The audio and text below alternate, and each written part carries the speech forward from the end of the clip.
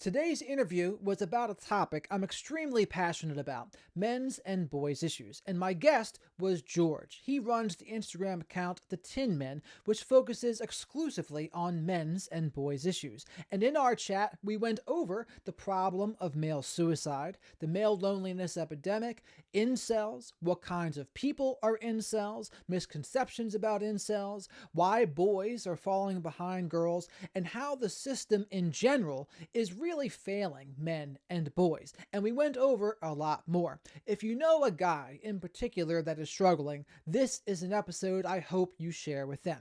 And with that, I hope you enjoy and learn as much from today's chat as I did. George, how are you today? Oh, I'm good, thank you. How you doing? Doing very well. And before we get into this here, I first want to say I'm really grateful for what you do because you're standing up for boys and men in a way that's not red pill, which I think is super important because it's going to make people like more open-minded to what you have to say. Yeah, a bit of a unicorn, I think. I obviously talk about boys and men. I talk about them on the left. I talk about them on the left, but outside of feminist frameworks, and I talk about it in a positive way. So it's quite a small. It's just really me, to be honest. I think the right have done quite an excellent job in this space. No, they haven't. The right haven't done an excellent job. They've done a better job than the left. And I think anyone that tries to talk about men and boys on the left outside of feminist perspectives, you're playing a fire. So yes, I appreciate that. Thank you.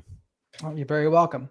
What do you see is the issue facing men and boys right now? What's the issue as you see it? Loads. I think the main common denominator behind more or less all the issues I speak about, be that addiction or homelessness, domestic violence, various things like that, is male suicide. Suicide is obviously the biggest risk to my life today, and same for tomorrow, and the day after that, and the day after that, and the day after that. Every day I wake up, it will be the biggest risk to my life, and your life, and every young man's life until you're about 50, and perhaps even beyond that. It's not just male suicide that's the problem. Like, men's health is generally really poor, particularly in America, like really bad. If I were to write down the top 15 causes of death in America, American men will be leading 13 of those causes. They die at maybe 1.5 times the rate as women. They die more often at every age group. They live less life in every country. And like I said, they're killing themselves in record-breaking numbers. We've just had the worst year yet this century for male suicide. So I get frustrated when people try to minimize men's issues down to, an inability to cry, or, advocating that men should be able to wear dresses or stuff like that, which I'm sure is important to an extent, but not as important as the thousands and thousands and thousands of men who end their lives by suicide every year. So yeah, there's no one single issue, but I like to talk about suicide as it's the common denominator of domestic violence, homelessness, addiction, incarceration, so many different things push men to suicide. So yeah, I'd say that's probably the big one, but there's too many to talk about, I'm afraid. And I think a big part about that is most people assume it's a mental health issue, but Mm, a lot of times you have said it's situational. And then the other thing that's super important about it too, you had said, I think 80 to 90% of them actually sought help, the ones mm. that completed it. And then of that, 80% were considered low risk. Yeah. You've been obviously following my account more or less, right? 91% of middle-aged men that died by suicide had sought help. So the people that we tell to seek help, 91% of them who died by suicide had actually sought help from mental health services or healthcare or things like that. And of those who died by suicide, and of those who had a sort of a clinical assessment, 80% of them were considered low risk or no risk. So these are men that died by suicide, had sought help, had been assessed, and 80% of them were considered no risk or low risk. So what that tells me is it's time to ask, is it really men that's the problem not talking, or is it the healthcare system and the psychological industry that's not recognizing their distress, not intervening at the right time or in the wrong ways? Like, there's so many questions to be answered, and so few people trying to do that apart from me and a few others in the space. But Yeah, you're very right that most men, 91% middle-aged men who died by suicide, had sought help and still died by suicide. So there's certainly not more to it. And yeah, you're right. It's not me that says suicide isn't primarily a mental health problem. It's suicidal men themselves. They're the ones that are saying, I don't consider myself as having a mental health problem. I have various different problems, which we can get into the details of, but mental health isn't the primary cause for suicide in most men. It's a lot more complicated than that. And that makes me curious about when they're seeking help and they're talking to a therapist or some sort of licensed professional, Mm-hmm. they're just missing it. Mm. And they're not seeing the warning signs. Or Mm-hmm. maybe they would say, well, the client just didn't present that way. Or they would say something like, well, they didn't tell me they were struggling. I mean, what do you think they would even say? Yeah, you're absolutely right. I mean, you don't even need me here. You've got, I feel like you've got the answers already, but absolutely. I mean, men don't behave like women do, generally speaking. And when it comes to sort of sharing pain or making sort of talking about suicidal intents or just distress, it's easy to miss. I think men, particularly with suicide, that they might disclose thoughts of suicidality in a very matter of fact, plain way. Could even be as a joke at the pub. And as lots of research that says, men go to see the doctor. They'll communicate their distress. They'll say, "I'm feeling suicidal," but they'll say it in such a flat way, like I do. I mean, I'm very monotonous sometimes. I don't always present my emotions in the heightened way that perhaps a lot of women do. And a lot of men like me will go to the doctor and they won't be seen in the same way as someone that's presenting distress in a more typically female form, crying, whatever else, more visual shows of emotion. Whereas just because I don't have water coming out of my eyes doesn't mean I'm feeling any less than anyone. So that's like a fundamental error I think we make, and it's not just that. I mean, I've been learning a lot about self harm. I had a former relationship where my partner, she self harmed often, and obviously women self harm mostly through cutting. That's not how men self harm. Men self harm by, you know, punching walls or having fights they can't win, that sort of thing. And people wrongly see that often as, oh, that's a man trying to express his violent whatever, he's trying to threaten you. But often it's a man who is self harming in the same way. I have friends growing up that he would punch a wall, and it took me 20 or 30 years to actually be like, oh, actually, that's the same as what I saw from my former girlfriend. So it's about time we changed the way we saw mental health, and especially the way we express mental health for men, uh, to sort of widen our perspectives so we don't miss these men who are actually sharing something that's actually really important. Right. And in terms of the suicide part, you had said, is it child custody issues that were a lot of the cause, they had said, in 20% or something like that? Correct. Yeah. Well, Martin Seeger, who's a friend of mine, a psychologist, a wonderful man in the UK, he's attributed 20% of male suicides to uh, not just child custody, but relationship breakdown in general. But a lot of it is child custody battles. Like, I mean, I'm not sure of bad news, I'm afraid, in my space. I get to meet some really quite sad, hopeless people. And there are a few more hopeless and immiserated than fathers losing their child in a family court. Like, you've got to imagine, like, I mean, I'm not a father, but I can understand. I think that a child is probably the most important thing to any parent. And to lose that child, not to mention a divorce, you're probably going to lose your house, maybe your job, your money, obviously the relationship too. That is such a difficult situation to be in, and hopeless one. A lot of men are really unfairly discriminated against, fathers are, in family courts, and a lot of them end their lives because they don't see any hope, they don't see any way out. They've lost things that matter most to them, and that's the solution they see, the only solution. And I mean, it's not fair to say that man's mentally unwell. Of course, he's going to be dealing with some mental distress, of course, but the primary problem is not the mental health problem. The primary problem is the child being lost in the family court.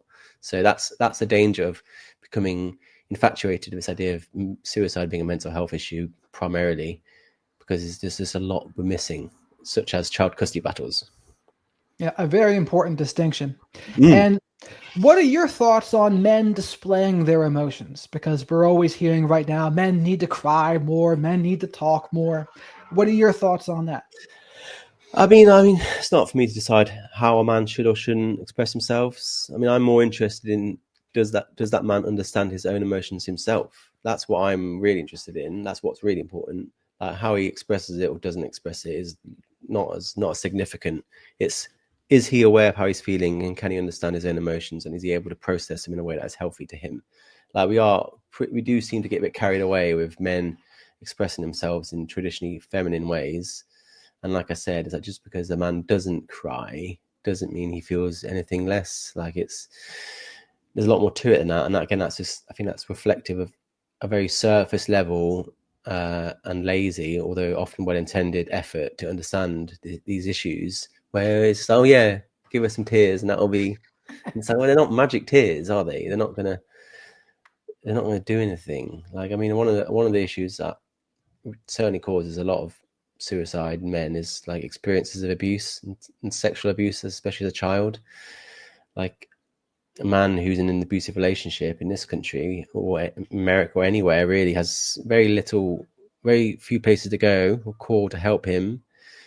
A lot of those men feel hopeless and they feel there's no way out. So I feel like telling that man to cry is not going to offer him much support. It's not going to keep him safe. It's not going to get him out of that abusive household. It's not going to help him move on to a happier relationship or keep his child safe.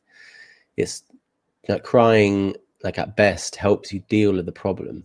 Doesn't help solve the problem. Doesn't bring your child back. Doesn't stop you from being in an abusive household. Doesn't help you deal with addiction. Doesn't help you escape homelessness or incarceration. It's not enough. It's like it's fine. It's great, but it's not. It's certainly not a complete solution. And I really hope we stop pretending that it is. Yeah, I'd love that you had said that too, because it does annoy me a little bit that the best, the people who reward men in public the most, often it's when they display a vulnerable emotion, like, oh, he's crying, or he's doing this vulnerable thing. And that gets rewarded loudest of all. Well, And that, that's where crying does have utility. Like I've watched I've watched talks of like world leading experts on crying, if such a thing does exist, and he's made the point that crying has no biological benefit to humans. Like we are the only animal to actually cry in this way. It doesn't do anything, doesn't release any sort of endorphins or whatever else. But where it does have benefits is it signals to our peers that we are in need of help. That's where it has a benefit. You're basically showing the world I'm distressed, I need help, I need support. Like you mentioned, like men do it, and they'll get the praise on social media normally. But I often think, what sort of experiences would teach a man not to cry? Is it the fact that he wasn't helped? He didn't receive the help when he was learning these things as a child. So again, like we need to stop being so enamored with crying and start to understand that if crying is a means of seeking help and support, what does that say about men who never cry? And that's a great question to ask ourselves. yeah, and my thoughts on the matter have always been, if you cry, you cry. And I just don't like the whole emphasis on it to me Yeah, is a little bit cringe. But it's like, if a guy cries, he cries. It's I like, and just, just own it, and that's it. I mean, I often, I mean, I'm being a bit controversial here, but often I want people to not cry. Like sometimes I'm in situations, and I must say women sometimes, and I'm trying to have a conversation with them, it's a difficult one, and they'll cry, and it's like, okay, I understand if you're upset, but it's so difficult to have a conversation, especially like one that's upsetting for both sides. Like I'm upset too, and then they'll cry, and it's like, okay, well now I look like the bad guy. Like I remember having at my old job, I'd get frustrated at people, and I'd justifiably like be cross at them, and they would start crying, and everyone in the office would be like, "Oh, bloody George, he's made this person cry," and they'll storm off, and everyone's crowding around them, looking at me like I'm some sort of piece of shit. And I'm like, she's fucked me over. She's screwed me over. No one's even listening to what's happened here. And I'll just be, I mean, obviously, it's a lot of it's involuntary. It's not, you can't stop it. But sometimes I wish we didn't cry as much to avoid those situations. And sometimes I think we can learn a little bit from how men traditionally process emotions. I suppose talking a little bit like stoicism. Like I suppose I'm quite stoic, where I don't necessarily express my emotions like some people, but I am quite good at processing them. Like I'm quite calm under pressure. It's hard to get me like frazzled or to emote in these ways. I'm patient, and I think that's a worthwhile thing to like process your emotions, be aware of them, let them go. Don't necessarily have to express them through crying. I think people don't even consider the fact that maybe men do have some interesting lessons to teach around emotions. We're just seen as sort of the B team, I suppose. And of course, there's lots to learn from women too about expressing emotions, but we need more than one tool in our tool set. And sometimes it's best to express ourselves. Sometimes it's best to process those emotions. Yeah, I love the fact that you emphasize it's not how you express it, it's more that just that you express it. You can express it, process it, doesn't have to be tears. Because tears, like you say, it can be, especially when a woman does it in that scenario you were referring to, it's very disarming, very subtly manipulative, perhaps, Right. right? It's just like I've had situations where I've been slighted by former girlfriends, like in like minor ways, and I've been like, "Hey, you've done this thing that's upset me. I just want to tell you," and then they'll start crying, and then I apologize to them. I'm so sorry that you did this thing that upset me, and now you're upset, and I'm sorry for telling you. And it's like, in a sad way, it means I probably won't tell you next time because I don't want to upset you by what you did. So, and again, it's not, and these people are not doing it intentionally, but it does make it very difficult to have a conversation when someone's crying often. So, yeah. I mean, I think sometimes it is a little bit intentional for that very reason. Not always, Yeah. but sometimes is I what mean, I think. my niece does a lot of performative crying, but she's like 4 or 5. And like, I have a nephew who's like 2. And sometimes he's like legitimately crying because I don't know why he's crying. He's hungry. He wants to go to sleep. And then he'll start crying. My sister or my brother will go over to care for him. And then my niece will see it and she'll be like, oh, oh, I'm upset too. And I'm like, she's fucking faking it. I'm like, do not go over to her. She's making it up. She's not. She's just, and you'll see her like, oh, looking over. And I'm like, performative crying. But It's I a mean, thing. It's a it thing. happens. I mean, certainly in children. I mean, I don't know. I wouldn't want to put a number to how often crying in adults is performative, but certainly it's more than 0%. Yeah, that's the bottom line. Yeah. It's not all, but it's not zero either. No. It's somewhere in the middle No. of those. Yeah. Like most things. Absolutely. Now, of all the issues that you go over, what do you want to see happen? Like, what does success for you look like in this sphere?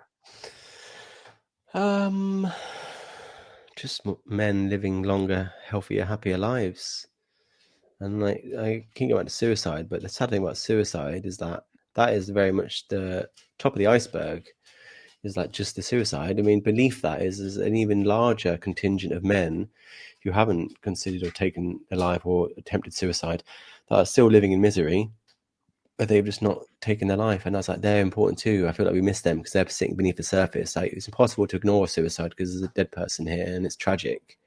But we seem to be looking the other way at all of the sort of attributing events that might lead someone to suicide. So, I mean, broadly, I just want men to live happier, healthier, longer lives, and just to sort of bring down this horrendous epidemic of male suicide just a little bit at a time.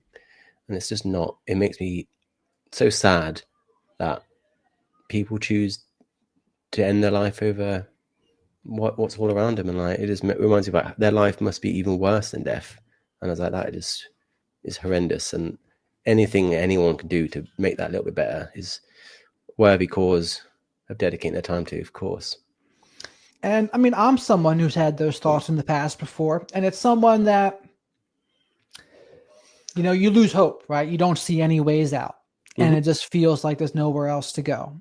But often it is a feeling. It can be a situational feeling too. It's not always mental health thing, like you said, but people get in that place where, and little sayings that some people would say are stupid, they used to really help me. Things like suicide doesn't end the pain, it only transfers it to somebody else, or a permanent solution to a temporary problem. Like things like that. They sound cliche and dumb, but they did really help me. Well, yeah, I mean, each to their own. I mean, I'm always quite cautious on sort of catchphrases and stuff around suicide just because it's so Sure. impossibly complex.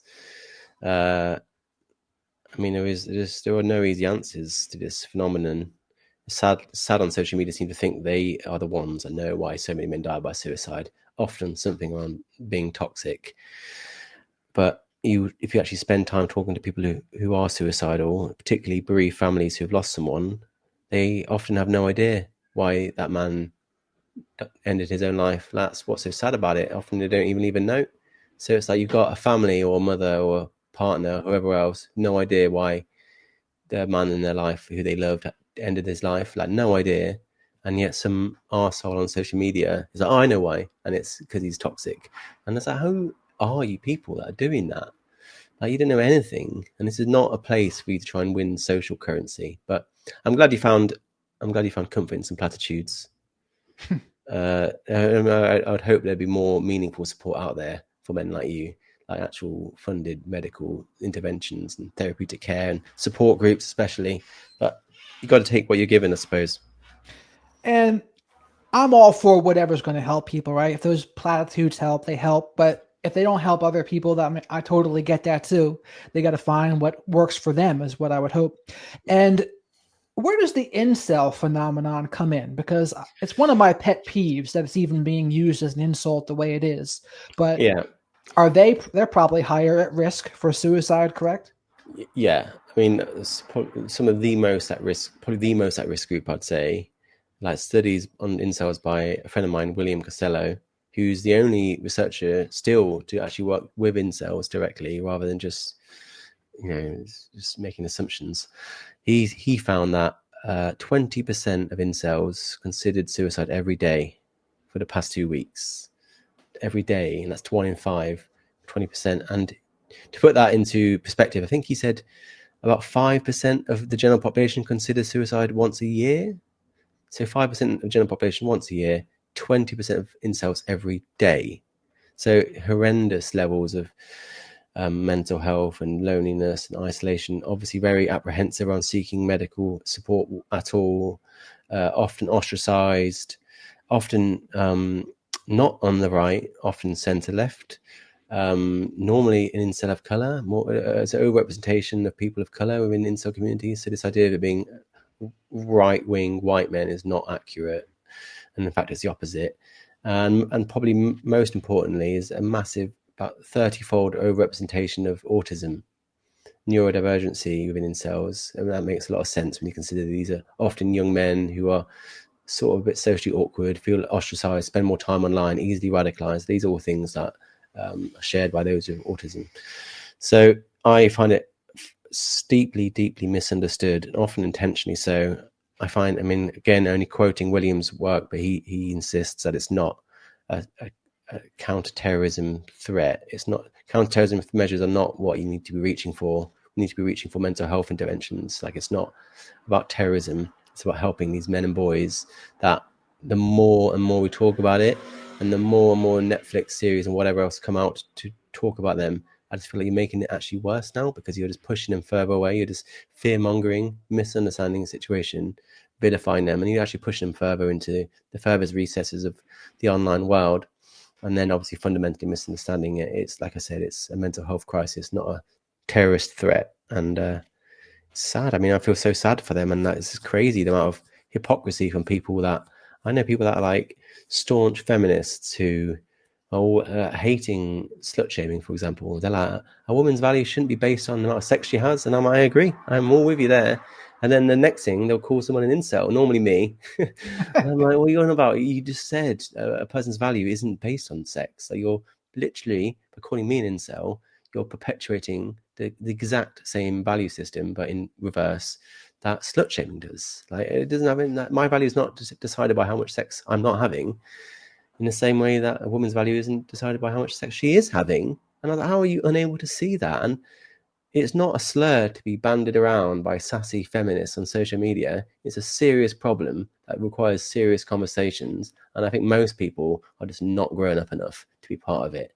And like, as a mental health advocate, I recognize the incel crisis is part of that, although the ugly side.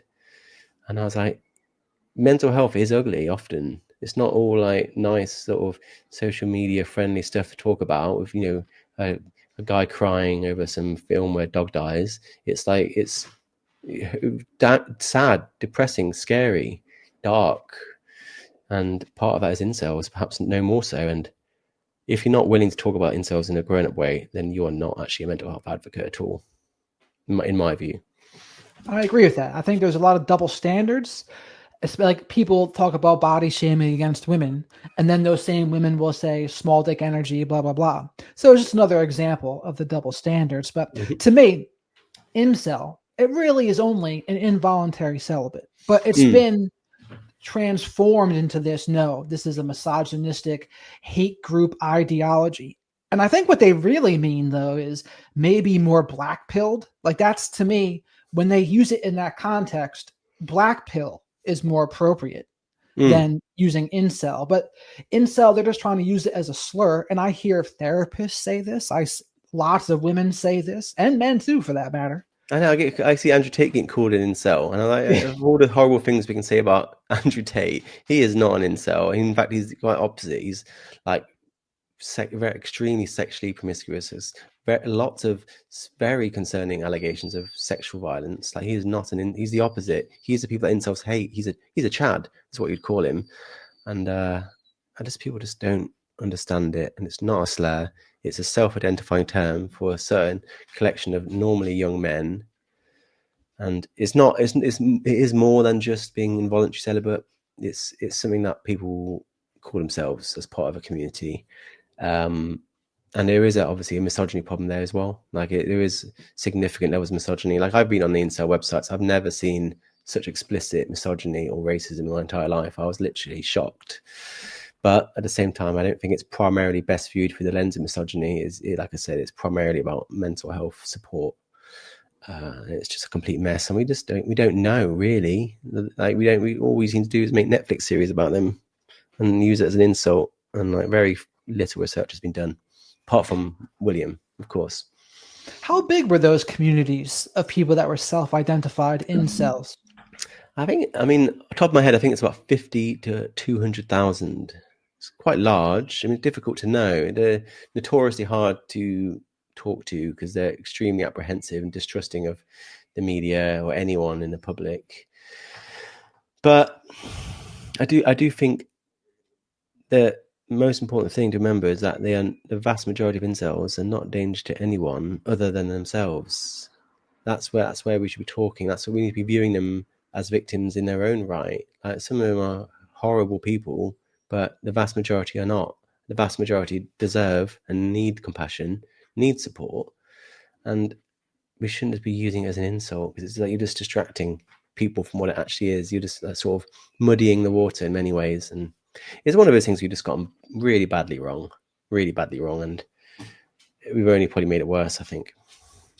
I mean, it's one of those things where people talk about being a mental health advocate and being supporting people with mental health issues, but then people don't like how men display those issues. It's like, what do you think those issues are going to make someone do or make them not do? Like, and they get very uncomfortable with how those things portray themselves.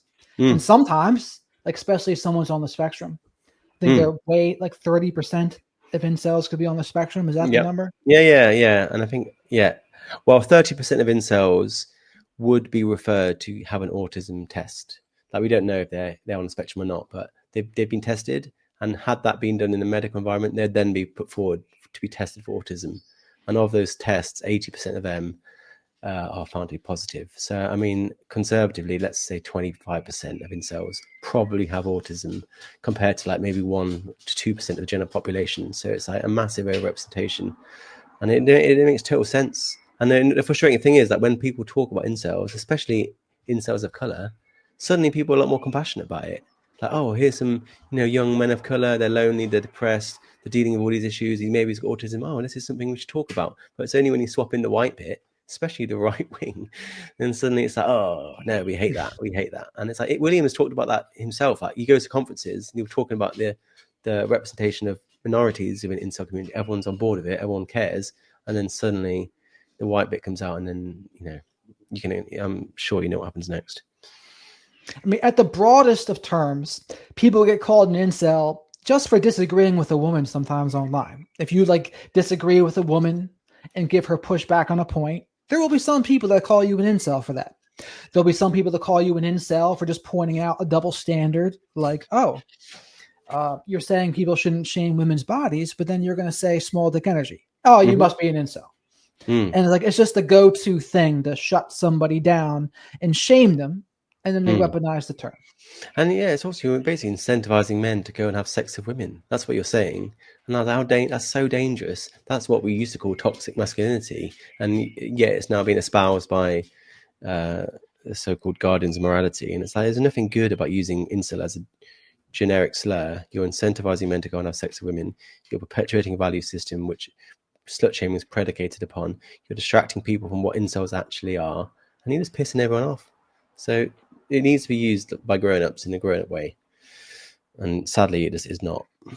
I totally agree with that, and I think it's important to step up with that too and say, let's make sure that's used appropriately. Because I Mm. see therapists on Chris Williamson's Instagram page throwing it around. It's like, no, like you should not be doing that. If There's you're a therapist, like don't be using that word like that. there's a growing problem within therapy, I think, especially in America and the psychological industry as a whole, where it's becoming increasingly hijacked by ideology and politics more broadly. Like I know that maybe 5 years ago, the APA, the American Psychological Association, released their latest guidelines on treating men and boys, and it was just full of shit. It was talking about the patriarchy. It was talking about how masculinity is a social construct. I'm like, you're a psychologist. You're not only a psychologist, but these are your guidelines for working with men and boys. Like, what are you talking about? The patriarchy? Get that out of here. And they did change it after a lot of backlash, thankfully. And that's not welcome. It's not science. That's ideology, and I'm not surprised some psychologists are talking about incels. But that's why if you are seeking a therapist, I recommend anyone to pursue it a bit like dating, where you just got to see a couple, maybe a bunch of different therapists before you find the right one. Like, kiss a lot of frogs, as they say, because a lot of them are shit. A lot of them are not worth your time. Well, certainly not your money. And I mean, and this is going to be controversial too, but I try to tell dudes to find a male therapist for the most part. And that's not to say women can't help too, they can. But I just think men are going to understand more male problems 9 times out of 10.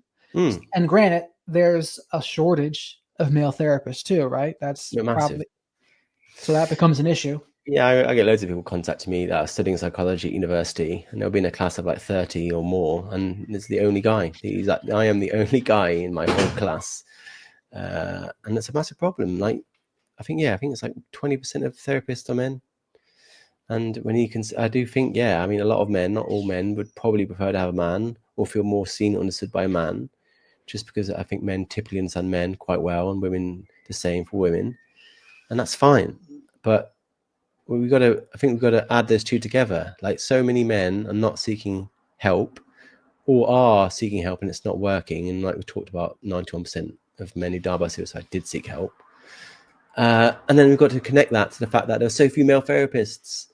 And like, are we not willing to discuss maybe these models of therapy and intervention, stuff like that, are not necessarily as effective on men as they are on women, because they've not been designed for men in mind like they have for women. That's not a controversial idea. We're already having that discussion within male-dominated workplaces. Where people are talking about top to bottom, like, is it the right temperature when the air conditioning is that the right for women? And what about toilets? Are there not enough toilets? And I'm like, great, have that conversation. But therapy, psychology is 80% women, and like we need to extend that idea, that worldview, and at least all this discussion to therapy. Like, maybe that's why so many men don't seek help, and those that do aren't helped in the same way. Maybe that's what it is, rather than just endless finger wagging at men for not opening up and or crying enough. And same can be applied to education as well. I mean, same percentage of teachers are women, not enough male teachers, and then we wonder why boys are doing so badly at school. And it's like, well, that's probably part of it. Like, I felt I was failed by school. I don't think I got along well with it at all with my teachers or just learning in general. Like, the idea sitting quietly for 4 or 5 hours silently reading a book is an absolute nightmare for me, as it is probably most boys, for a lot of girls too, but especially boys. And I think if we had more male teachers, that might help us understand why so many boys are doing so badly in school right now. But we're not having that conversation either. I almost think there's probably some stigma against male teachers, especially with the younger the children. I almost feel like people would be looking at them sideways, like, "Oh, you want to teach second grade?" They think Yeah, something's up with you. yeah. I get a lot of people, a lot of dads going to like playgrounds with their own child, and then they'll have some normally a woman come up to them, be like, "Excuse me, we're feeling very unsafe." He's like, I'm with my fucking child. Piss off." Like I saw one headline the other day of a woman pepper sprayed a man for taking a photograph of his own child. It's like I saw another one where police were involved because a man was waving at a child from his car. Police got fully involved, found the man, tracked him down, did an investigation. Turned out he was just waving the child across the road. Yeah, Like, what is that? These are jokes and everything, but I think we do look at men in the vicinity of children with suspicion. When ironically, and I hold on to your hat for this one, but women are the number one abusers of children in America, not men. Like quite a significant amount. Like we don't look at women that way, and we shouldn't. But it's ironic that we're so suspicious of men being paedophiles or child abusers. It's like, well, that you're looking the wrong way, really. So yeah, I think that is one of the reasons why a lot of men don't want to work in teaching. Another one is doesn't pay enough, and I absolutely need to pay teachers more. And I think it's just less appealing to men in general. But we need more male teachers. Simple as that. One of the stats I talk well, Richard Reeves talks about it all the time, but he says there's more women flying military jets in the U.S. Air Force as a share of the population than there are men teaching kindergarten. So there's more like female top guns than there are men teaching, preschool. And I was like, that's a massive issue. And like, it's so interesting. We see women fighter jet pilots as heroes, which they are. But we would never look at a male kindergarten teacher in the same way, despite him being even more underrepresented. So, work to be done. I'm not in favour of affirmative action really or quotas, but getting men's teaching is one of the things where I might actually be in favour of it because the benefit is it outweighs the means in many ways. But that's a bit of a tangent. I'm just trying to say that a bit like psychology, teaching has the same overrepresentation. Is that leading to the same disparity in educational outcome? I think even getting rid of some of that hysteria that you were talking about with those women just assuming those men must have been predators in some way, getting rid of that, I think would be helpful. Now, how you Mm, do it, I'm not quite sure because they're being worked into a frenzy, some of them. Like they're being worked into the people that talk about. So when someone mentions male loneliness epidemic, mm, the first thing you'll hear people say, no, that male consequences epidemic.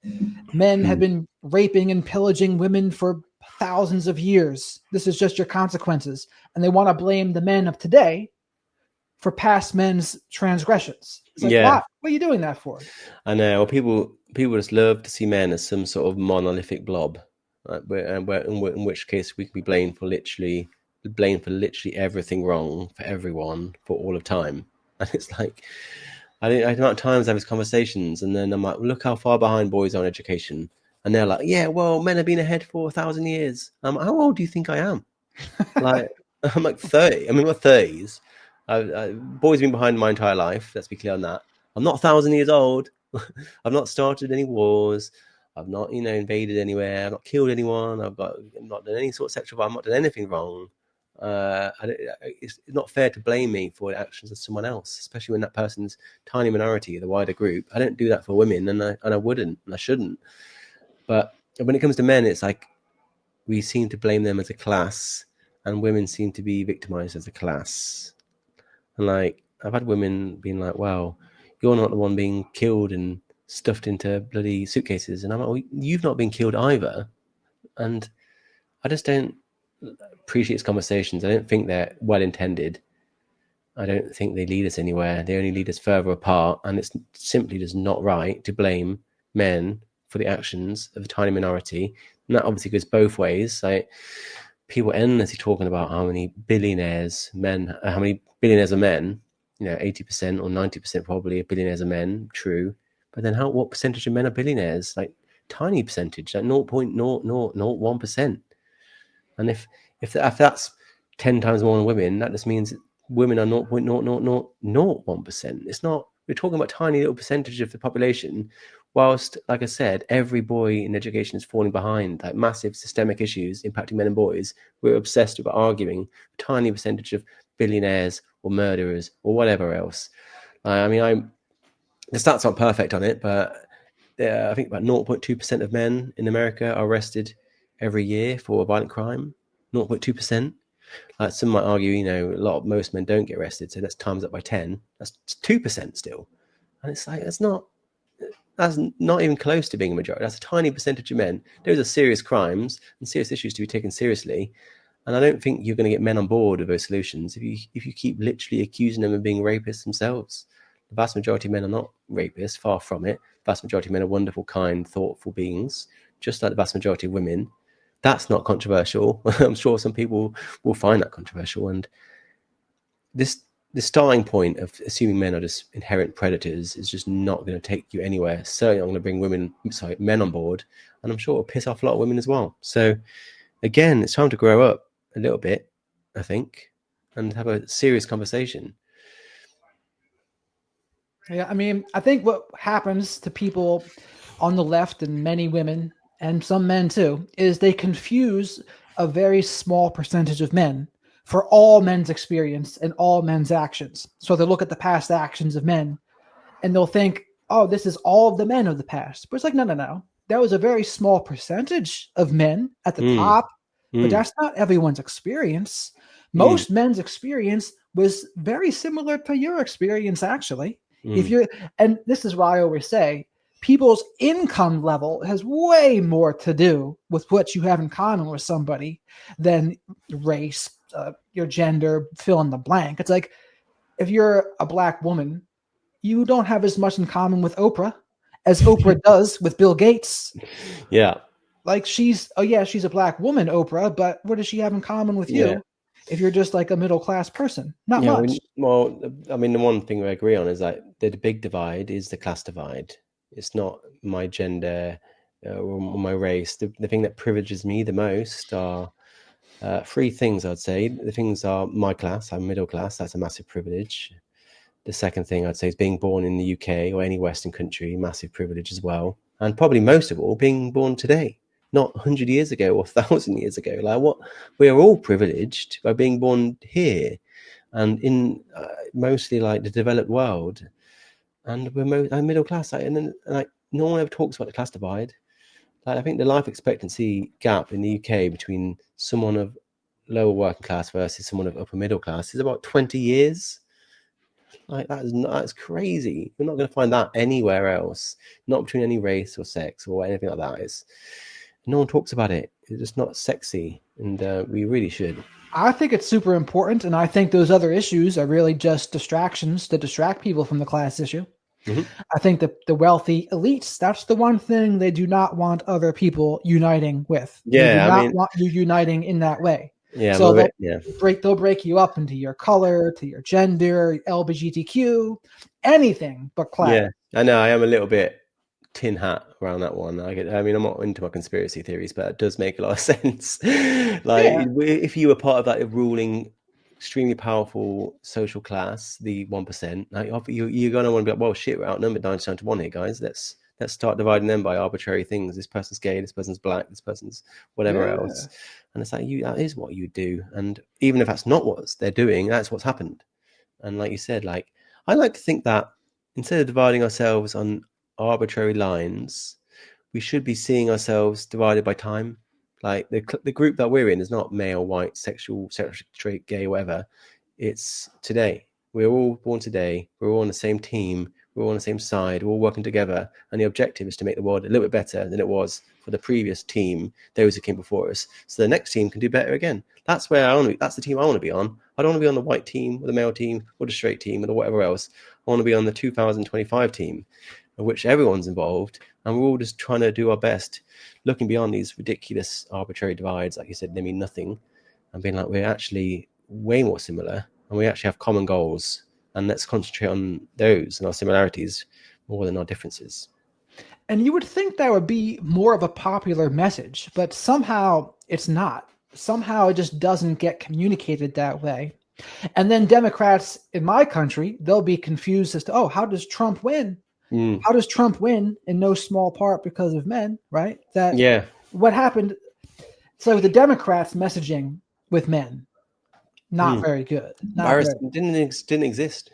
There was no messaging. Like I did a podcast with a guy who analysed all the different sort of political paper, and the amount of times they even mentioned men was like, you can count on one hand.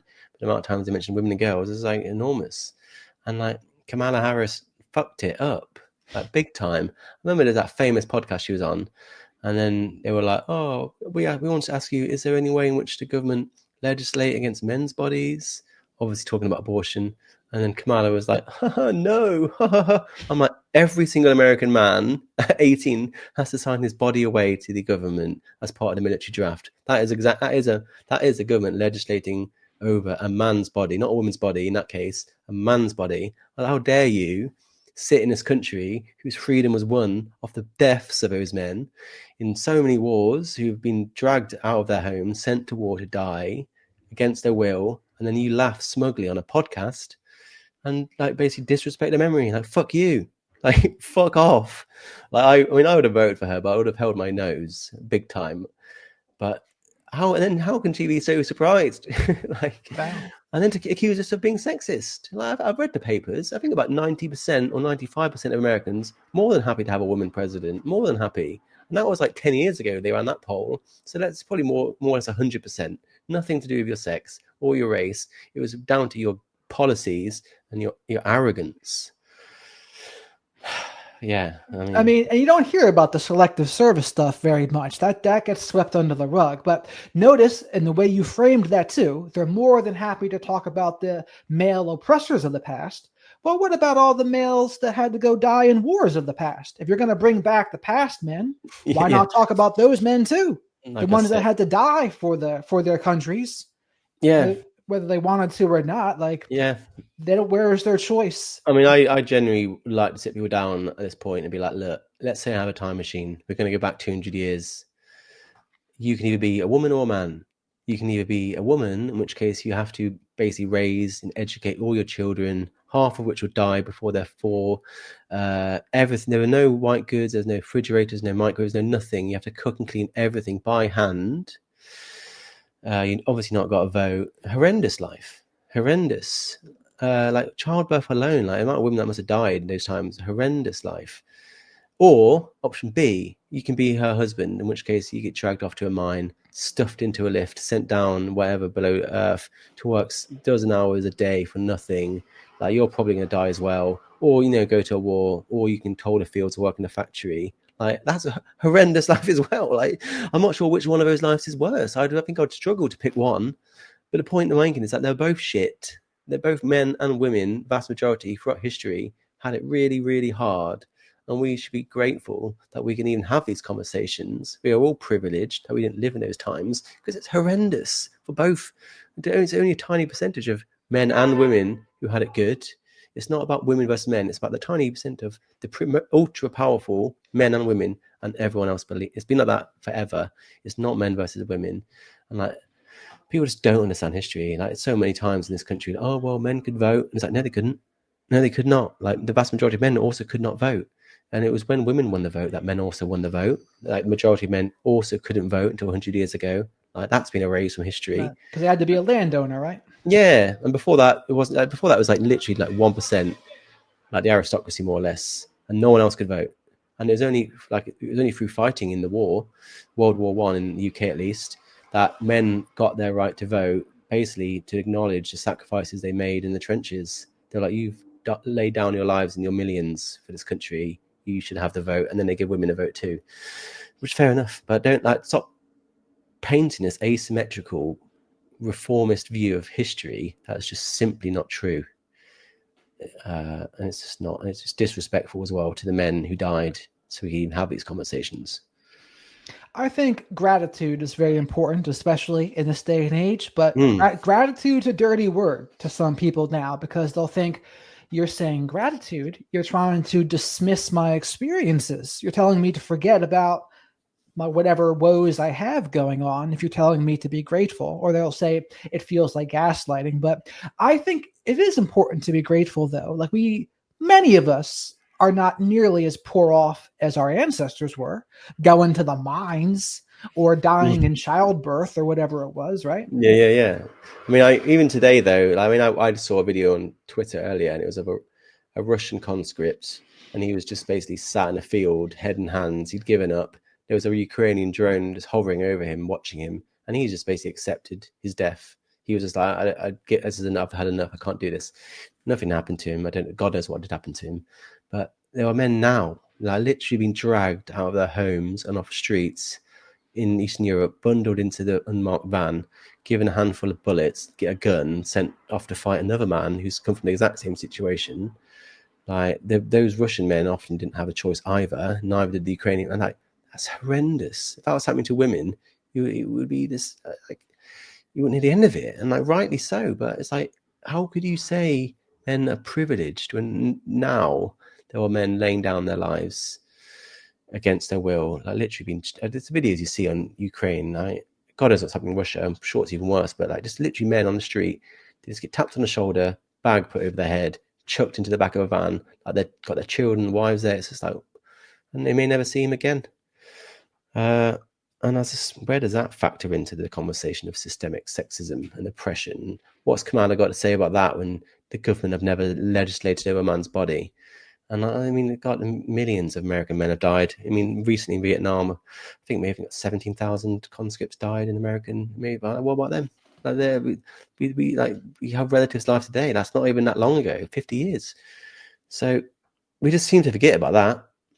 So I mean, a lot of it's a class issue too. I mean, like Black yeah, Sabbath's song "War Pigs," politicians hide themselves away. They only started the war, treating people like pawns in chess. That's yeah. what they're Well, doing.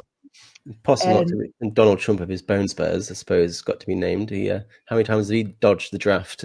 I think it was like what, at least once. several, right? And then, Yeah. and to go back to the political part too for a second.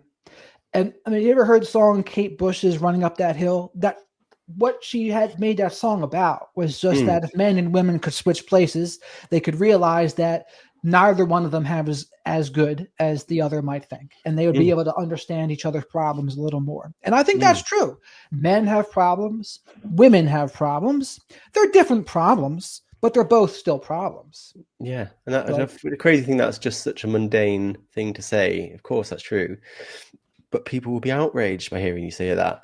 No, men don't have problems, and if they do, it's their own fault. And like, no, it's not the same. And it's like, God damn. I don't know if you've read, there's a really good book called Factfulness by Hans Rosling. And he spent his life trying to educate people on the true state of the world and how it's so much better than what we think it is, particularly now. And he had this thing called the Gapminder Quiz, which was a 12-question quiz, of which each question had 3 answers. And they were about like vaccination rates or absolute poverty or how many people died in natural disasters or how many girls are being educated around the world, all that stuff that we should know. And despite it being a 3-part question, so multiple choice of 3, and it being 12 questions, the average person got 2 questions right. So even if you just guessed them all, you'd get 4. And he was like, if I wrote the answers on bananas and went to the zoo and threw the bananas into the chimpanzee enclosure, the chimpanzee would be twice as intelligent as the human. And the reason why is not that we're stupid, it's that we're systemically wrong. We're systemically wrong about how good the world is because we're surrounded by bad news all the time. So one of the questions was like, well, what percentage of the world is vaccinated? And the answer is 80%. But everyone's like, oh, 20% or maybe 40%. So it's 80%. And what he said is that we have an overly negative view of the world, probably from the media and now from social media as well.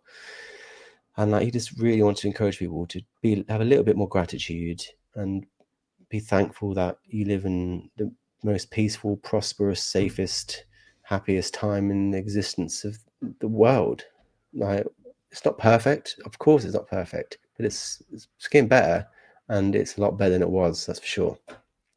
And as you were saying that, you reminded me, like people when they talk about male loneliness, and you can talk about that in a second here too. But Mm, instantly, people will flip it, and they're only comfortable in addressing it as, "What did you do to make yourself lonely?" They blame them, or mm, they'll blame a patriarchy, and they're not very comfortable with them talking about those issues, which is ironic, of course, because they have previously, "Oh, you need to talk more, open up, be vulnerable," mm, but not like that. Only in certain ways that we want you to.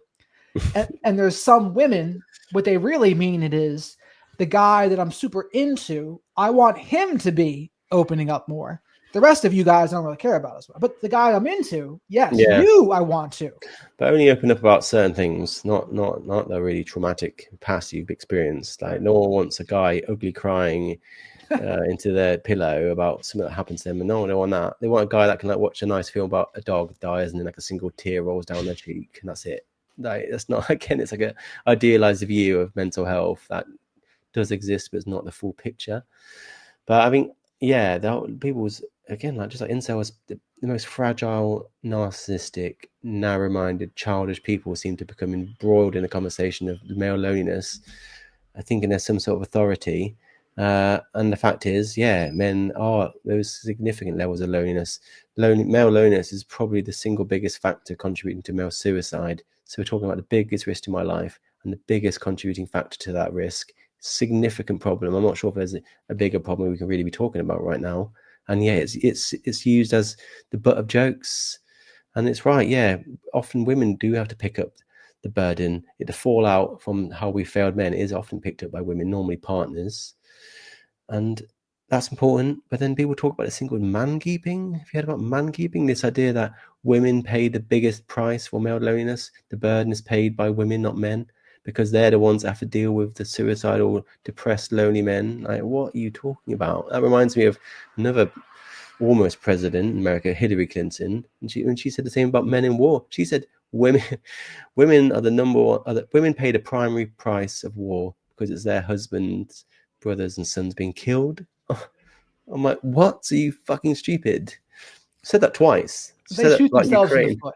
The I'm women politicians in America, they shoot like, themselves in the foot. and then you play these stupid identity politics, and then wonder, scratch your heads why no one votes for them. And like just like war, although of course it's horrendous to lose someone you love in war, it's not as bad as dying. And I'm sure women do pay a burden of men's loneliness, but they don't pay the primary burden. That is paid by men. It's a serious problem, and it's a lot of it's self-inflicted, not by men, but by society. Like the amount of times I try to set men's groups, men's networks, men's spaces, so men can actually heal, actually spend time with men, and then they just get shouted down, cancelled. I've literally had them cancelled before they even started because people don't like them. And then those men just go home and then they'll lean disproportionately on their partners because they've got nowhere else to go. And it's like you're creating the problem and then complaining about the fallout that you've self-inflicted. So the answer for me is more male spaces and more so less vilification of those spaces and just a deeper understanding of what they are and how beneficial they are to men. I truly believe like we have the capacity to heal each other in that way if we were just to spend a bit more time with each other and to understand each other, particularly men, and not to just ostracize men or just to fearmonger around these men's spaces like it's just some sort of patriarchy HQ. It's not. It's probably just two guys playing ping pong, having a chat, and it's not that exciting, guys. Like, calm down. And also, like, it's responsibility as well. More broadly, I mean, a word for the day for you is alexithymia, which is basically means without words for emotions. It's coined by a psychologist called Levant, and he basically used it to describe male normative alexithymia, which is a man's inability to express himself through words, which of course leads to loneliness. And he made a specific point about men are not born this way; they're taught to be this way, not by themselves, but by parents, teachers, sports coaches. And if we're going to point the finger at who's to blame for lonely men or men that can't express themselves, let's point it out ourselves. Let's point out society. Let's point out our teachers, our parents, our sports coaches, whoever else. Let's take some responsibility rather than just endless blaming of men and whining about it. And at the very least, let's accept that the primary burden of male loneliness is paid by men in the most catastrophic way imaginable, particularly in older men. Yeah, I mean, I don't know if I've men's sheds in America, but that is just a wonderful thing. We have this charity in the UK called UK Men's Sheds, and it's just different sheds all over the country, hundreds of them. And it's a shed with like tools in it, worktop, and the old men come in. They're lonely, but they come together and they'll make things. They'll fix toys for local families and children, and they work together, creating stuff once a week. And it's like, oh, everyone wins. The day gets into purpose and belonging, camaraderie. The suicide rate comes down, loneliness comes down, and then obviously families get stuff made and fixed for free, and that is the solution. That is such a positive thing that I wish more people would do. It doesn't have to be an organized group. It could just be a bunch of guys just hanging out, making time for each other, but and just not vilifying it. I know there was that. I talked to Chris about it on Modern Wisdom, but there was that study by Robin Dunbar that came out and said men need to spend 2 nights together a week for their mental health. Fair enough. And then the amount of outrage, the amount of angry backlash, just the idea of men spending time together, it was just too much for some to handle. And I was like, that is part of the problem too. It's not just the male loneliness, it's the fact that we're so intolerant of that, so unable, too fragile, too thin-skinned to deal with that. And that's part of the problem. And we need to confront both sides of that, I think. I'd never heard about that Sheds program, though, but that's pretty cool. I think that's a great idea. You're really clever. I mean, the sad thing is, it's like loneliness and suicide is such a massive problem in older men. One of the stats that I really struggled to even believe was true, but it is, was that men over 85 are 1,500% more likely to end their life by suicide than women of the same age. So 15 times more likely to die by suicide, men over 85. Like, no one ever really talks about older men and suicide. Everyone sees it as like a young man's game, and in a lot of ways it is, but there's something about older men where it's particularly bad. That's the biggest disparity you'll find. And I reckon a lot of it's down to just them being lonely or widowed. And these sheds that open, that give these men the gift of purpose and belonging, camaraderie, friendship, is like life-saving, literally life-saving. So it doesn't have to be men's sheds, just men hanging out, doing things together, something physical perhaps, something with a sense of purpose, life-saving stuff. And I really hope that arrives to America. I'm sure it already has. It's called social prescription rather than like medical prescription. So instead of being given like a antidepressant, you're sent to an allotment or like a dog walking society or a men's sheds or something like that. And it's like, that is amazing.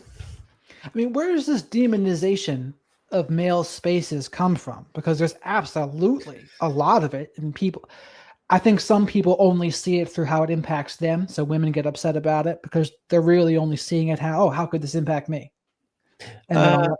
I don't, honestly, it's quite a scary thing. I mean, I worked with a university in my hometown, Loughborough, in the UK, and I worked with a student there called Rory, who tried to open up a men's network as part of the student union. There's a women's network, and they do amazing things together, and I fully support that. Rory was like, well, I want a men's network. I mean, male students twice like to kill themselves as female students, and dealing with so many drug and especially drink problems, like gambling problems and stuff like that. Like, we need a men's network to have like talk groups and whatever societies, and have hiking group and have talks. I was going to go and give a talk to it, but didn't. The whole thing got cancelled. I didn't even have one single event. Like, they literally announced it on Instagram, and the comments were just off the chart, hysterical, like completely detached from reality, just talking about totally irrelevant things. Just, again, fear. And What were they saying? Just like, men have, 2 women a week are killed by men in this country, or we've just had this case of a woman that's been raped in Cheshire, and that's a massive problem, or how dare you say this when violence against women is an epidemic. Like, just what are you on about? Like, they're different things. Like, they're not going to this group to discuss how to do those things. They're trying to save their fucking lives. And it got cancelled. And the university, the student union, that were very supportive of the network prior to its announcement, just completely flipped, threw Rory under the bus. They literally closed it. And one of the reasons they gave was, we're actually afraid of your safety. Like, we actually fear for your safety because the backlash has been that bad. There were petitions, there were protests. We didn't even get to do it. It's insane, though. That's insane. I was like, why don't you just have one group? And then anyone that's got a problem can sit at the back, shut up, but sit at the back and just make up your own mind. Like, how dare you decide what men can and can't do, what they can and can't talk about? Like, it's horrible. I mean, people really struggle with more than one thing being true at the same time. Yeah. And they really struggle with nuance with it. But it's like, no, like all those things that women talked about, and maybe some men talked about too, they can be an issue. But also, this is an issue too. Like, just because that's an issue doesn't cancel out this other issue. And they really struggle with that aspect of it. And the other thing I've heard women say is, well, we were excluded for so long, there's no way we're ever going to let ourselves be excluded again from any kind of, because they think male spaces are synonymous with, like you said, patriarchal HQ. I got very little sympathy for the women that say that. The fact is, you've not been excluded. I'm sure. Imagine talking about a young woman, a student, probably. What have you been excluded from exactly? Yeah, it feels like you're piggybacking off the pain and oppression of women that came before you as a means of being bigoted yourself. I found that quite disrespectful to the women that did experience those things and were legitimately oppressed, and now these uh, arseholes are just basically trying to pretend that they were there too. And I was like I said, I'm not 1,000 years old. You're not 1,000 years old. Like, you were not there. Like, deeply inappropriate to pretend that you were. Even more inappropriate to use that as a means of removing it from someone now. And like, it's not, things change for the better. Like, one of the shocking facts is that, very right, that women were excluded from education, although I would argue that everyone was excluded from education apart from the rich, that no one was educated, but especially women. But 50 years ago, women were behind education in America. But now, in America, men are even further behind than women were. So this metaphorical pendulum has actually swung so far the other way that it's actually now worse. The problem is worse than it was. But it's just the other way around, and suddenly no one gives a fuck. There's no like Title IX being written, no scholarships being wheeled out for men and boys. It's the opposite, if anything. So I don't understand how people can make that claim when, in university at least, men are behind at every level, and in many ways even further behind than women were 50 years ago. And yet people say that what you just said, and I agree. I hear that all the time, and just nonsense. I don't even know how to speak to these people. I don't even want to waste my time with them, to be honest. I mean, I would say to those people that, I mean, because what they're doing, they're playing the victimhood Olympics, really, is what that Mm, is. And they think mm, only one person can be the ultimate victim. And if you say something that has someone has another problem, that's taken away from their problems. But I think the way to talk to people like that is to kind of get them to unsubscribe to that aspect and get them more subscribed to the class aspect. I think that's mm. an easier do than to get them to completely unsubscribe from that. Well, yeah, I mean, I'm really keen to make class part of my advocacy. I mean, again, education, it's not necessarily, well, it is boys that are behind, but specifically white working class boys. In the UK, they're the very bottom of the ladder. And like working class in general is, the working class in general really, really underserved in education. Although I would argue now that the gap, the class divide in education, at least, is going to be eclipsed soon by the sex divide. So soon in the UK, you're going to have worse educational outcomes just by being a male than you are being born working class. And the education divide is, I mean, a bit of a tangent, but it's an interesting one, education, because there are obviously other gaps in education. Like the working, like lower class do worse than people of middle class. People in rural schools tend to do better than those in city schools. People in private schools do better than public schools. And like, we don't like those gaps, but we can understand why they exist, and we can do a little bit to close them. But boys and girls is unique in the sense that these boys and girls come from the same home. They go to the same school, they have the same teachers in the same classrooms, taught the same curriculum, and yet boys do worse. Like me and my sister, we went to the same school, same house, same home, same parents. She did way better, and that happens all the time. So it's almost like everything else has been controlled for, and yet boys are still doing worse, despite being from the same background. And that's what makes it so interesting and quite sad.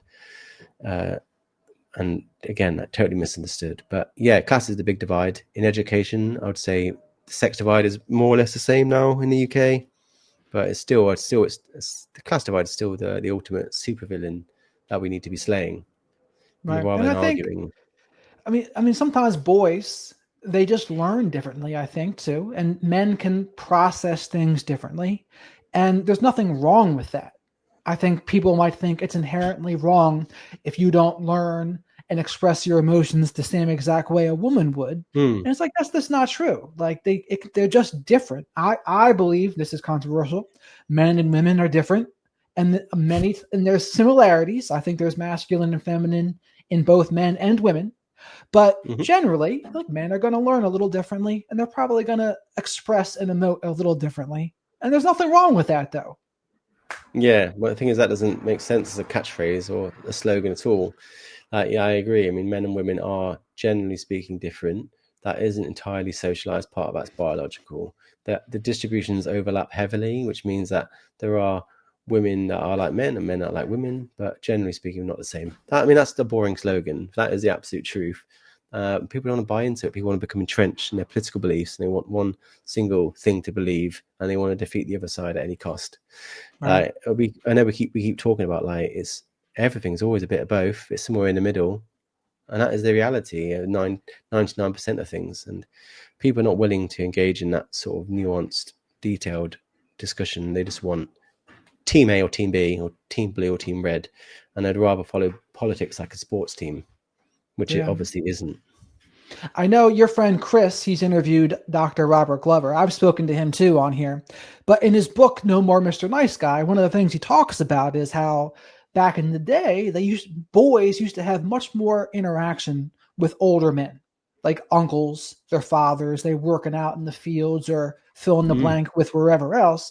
And that was very helpful to boys. It really helped them transition more into being a young man and into adulthood.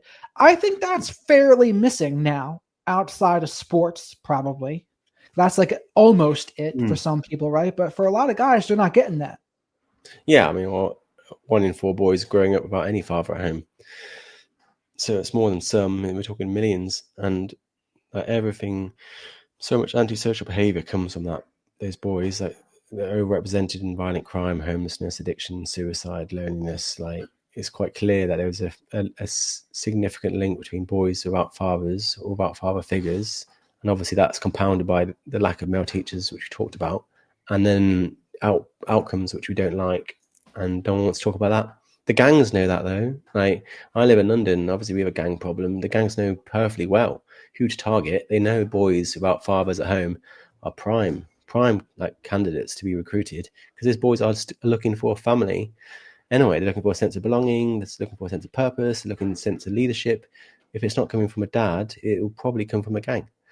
So yeah, it's a massive issue. And again, we go in the opposite direction. We seem to want to just deride the importance of fathers, make them babysitters or second-class parents or paedophiles, as we discussed earlier. Never respect them as equally important, not more important, but equally important as mothers. You know what they'll Particularly say? because They'll why can't say, a mother be like that as well? It's like, well, well, similar. And because Chris, I saw on Instagram the other day, he had a carousel. The second slide was a Rob Henderson quote, and it said something along the lines of a broken family is way more likely to have kids that are depressed or something along those lines. And women were not very happy with that at all because they're saying, no, if you're in a toxic relationship, and I know this side of the internet a lot because that's what I talk about a lot on Instagram, but they'll say that. They'll say, no, it's much better to leave than be with. well, both can be true. Can't we like, yeah, I don't want women being in toxic relationships or men being in toxic relationships, but I also want to respect the value of men. Like, can't we not? Again, that's just A team versus B team, but both teams have valid points. Yes, I totally agree with that. I was a little surprised, but not that surprised that they were giving him that much pushback. They were telling him that he should take it down. I was like, whew. Kidding And he's me? just like, it was just a Rob Henderson quote because Yeah, all the women that broke up with the father, they're feeling offended because they feel like, oh, he's talking about me. And even some guys were offended too. Like, oh no, he's talking about me because I got a divorce. And they're saying now my kids are more likely to have a worse outcome. I It's just like, think, I mean, I have no interest in what someone finds offensive. I just care about what's accurate and what's right and what's based in evidence. Now, whether that's offensive or not is immaterial. And it's just quite obvious that there are a lot of poor outcomes coming from single parent families where a father is missing. That's not to deride single mothers. Single mothers got to be some of the hardest working people on the planet. Like, it must be so difficult. But we also have to acknowledge, as that's true, but also have to acknowledge that fathers play a crucial role. And if it's not fathers, then we need more male teachers, or we need like more positive male role models in the media, or more youth clubs, or boxing societies, or leisure centres, libraries, and they're all closing down. It's not necessarily the father thing is important, probably the most important, but we're missing male role models everywhere. There's an interesting story, true story, involving elephants, probably my favourite animal, that really highlights it, I think. Set in Kruger National Park, they had a poaching problem. So they took some elephants away, put them into a reserve, raised more elephants, and then they were so successful breeding these elephants. They're like, let's get back to Kruger. The problem they had was the helicopter they were using to lift the elephants back to Kruger couldn't winch up the big male bull elephants, the men. They're just too big, too heavy. So the helicopters are like, you know what, fuck them. This is leaving behind. They'll be fine. Problem solved. Apart from like 6 months later, the park rangers back in Kruger started to find rhinos dead, like gored to death for sport, seemingly. And they were like, not many things can kill a rhino. It's like apex animal. And they were like, let's set up some hidden cameras to find out what it is. And they found marauding bands of male juvenile elephants, the same elephants that had been at the reserve, just going around killing rhinos and big game for sport. And they were like, those are the rhinos that have been deprived of their dads. The dads have been left behind. So like, let's go get a bigger helicopter, bring the male bulls back. Guess what? The goring stopped, because they realized that the male bulls, now reunited with the young juvenile males, were really, really important in socializing the young adolescent male elephants through musk, which is essentially like the elephant equivalent of testosterone. And it's like, that is so powerful. The story translates so like accurately into like knife crime, and like how many boys come from fatherless homes. And it's like, no one's here to blame, finger point at women or single mothers. But at the same time, we'd have to acknowledge, if only for the sake of our children, that fathers are really important too. And too often they're left on the sideline. Yeah, I really like that. I've never heard that story before, but I really True like story. that. It's a true story. It's an amazing story. It's one of my favorites. I mean, it reminds me of the African proverb, the kids that don't feel the love of the village will burn it down to feel its warmth. Yeah, or just like, well, Warren Farrell quoted, he said, hurt people hurt people. And I'm like, that summarizes it pretty nicely. And unless we can look at people who are hurting us as often themselves people who have been hurt, and in that sense victims in their own right, I fear we're just going to go around a cycle of violence again and again and again. And those men that we hate, including our incels, they are deserving of compassion in their own way. And in no way am I trying to justify violence by anyone, but I do think we need to work hard to understand what shapes these people, if only so we can understand the road they've been on, to stop other men, women as well, going down and following them. And like I said, like if you just look at prison population, like how many of those have come from traumatic backgrounds, like more or less all of them, like they've seen horrendous things. They are victims in their own right, and we need to see in that way, not just criminals, but just all men, all people shaped by our experiences. I'm not sure if you're familiar with him, but one of my favorite podcasters is Dan Carlin. He has Hardcore History and a Common Sense podcast. But I really liked his Common Sense podcast. It was about politics. And he's had a couple episodes about what about the losers. And in that context, he was talking about class. Like, what about the people who are not economically making it? But I would carry that over to, well, what about the losers in the dating world? And there's a fair amount of them right now that are men. And what do you do about that issue? I don't think it's right just to ignore them. And most people that are in that category, there's something going on that's a little bit out of their control. They didn't choose to be on the spectrum. They didn't choose to be short or awkward or fill in the blank with many of the reasons they are an incel. So what level of compassion does that deserve? I think it deserves some. I think, yeah. I mean, the dating market is sort of horrendous for everyone, particularly men, and I just think it's such an unnatural, surface level way of like finding a partner. I'm glad I'm not part of it anymore. But yeah, I mean, I suppose you're edging closer and closer to the rather contentious, controversial theory of hypergamy that suggests that women only want to date across and up. I think there's some truth to that. I'm not going to bet my life on it. I mean, I think people lean heavily into it. I think that is true to an extent, and that's quite heavily exacerbated by the nature of online dating and the catalog style of swiping through people. And I don't know. I mean, I just think we need to move away from that and return to the old ways of meeting people. But I don't even know if that's even possible anymore. I don't think it is. Not as long as there's social media, it's not, because especially younger women, like the prettier the woman is, they're little celebrities now, starting from the time they start posting selfies on wherever. Instagram, TikTok, or whatever it is, they're like little miniature celebrities, and people pedestalize them, etc. And that changes how they develop. It change Now, granted, for women, the ones that maybe aren't as attractive, they have the opposite problem, right? They get left out. They feel shamed, or because I mean, young girls can be pretty mean to each other too.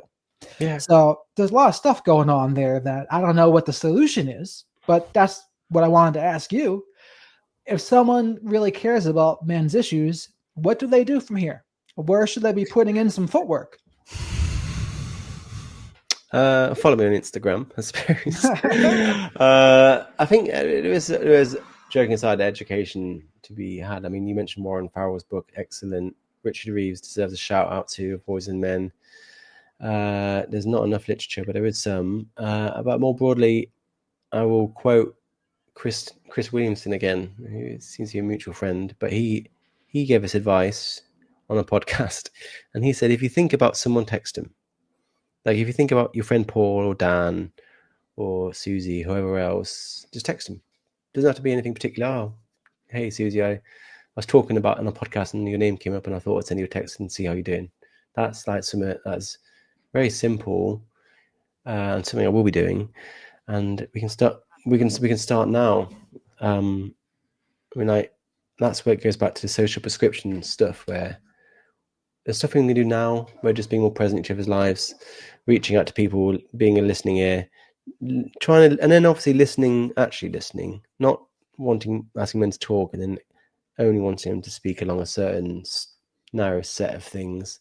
Like if you can ask men to talk, you need to be prepared for not liking what they've got to say. Sometimes they might say things you don't like. Sometimes they'll say things that are painful or offensive, like in those comment sections, but try to listen and not judge. And then also just, like I said, I want to reassert the issue that we're all the end product of the journey we're on, an incomplete journey. A friend of mine, Kath, who's a clinical psychologist, said, there's no abnormal behaviors, only a normal response to an abnormal set of experiences. And I was just like, that is so beautiful. And by that, she means like every action behavior is normal if you can understand the context in which that was learned or from which it adapted from. So if you've lived a life of pain and misery or been marinated in violence, it's not surprising that you might grow up to repeat that cycle. And we need to take the heat out of that conversation and to see that violent man or woman, like I said, as victims in their own right. And part of that is just being able to listen to what they've got to say without judgment. So instead of telling men to talk, I always encourage people to listen, ask, and act. So listen to what they're saying, ask how they're doing, and then perhaps most importantly, act upon it. Like I said, like a lot of the issues around suicide are nothing to do with mental health problems. Men are suffering from real systemic struggles that are putting more and more pressure onto them. It's not all in here, and it can't be corrected by a change of problematic male mindset. Change comes from the same way in which we exact change for women, which is political, structural, economic change, not just telling women to talk about it. I can't imagine that go down particularly well. Like, oh yeah, do you try talking about that? And it's like there's only so far that goes, guys, and we would never dream of saying it to women, and we should really think about saying it too much to men.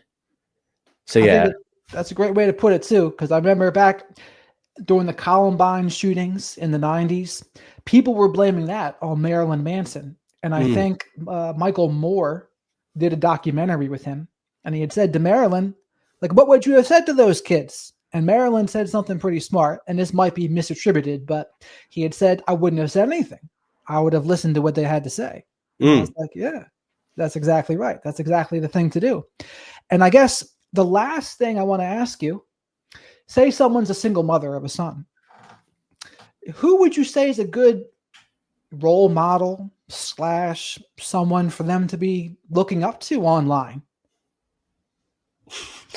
People ask me this all the time. I get asked this probably on every single podcast. Like, what positive male role models could you recommend for my insert son, brother, nephew, whatever?